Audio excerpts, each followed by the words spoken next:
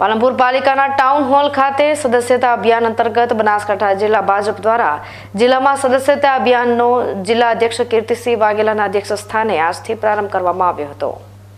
પ્રથમ સભ્ય તરીકે ડોક્ટર રેખાબેન હિતેશભાઈ ચૌધરીને પ્રાથમિક સભ્ય બનાવીને જિલ્લામાં અભિયાનનો પ્રારંભ કરવામાં આવ્યો હતો।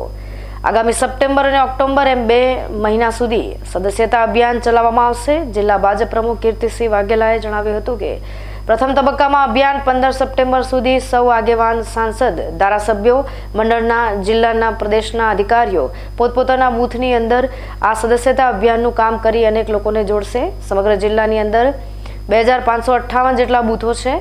તે તમામની અંદર તમામ ધર્મ, જાતિ, જ્ઞાતિ અને તમામ ક્ષેત્રના ભારતીય જનતા પાર્ટીને સમર્થન લોકોને ભારતીય જનતા પાર્ટીમાં જોડાવાનું કામ અમારા આગેવાનો કરશે।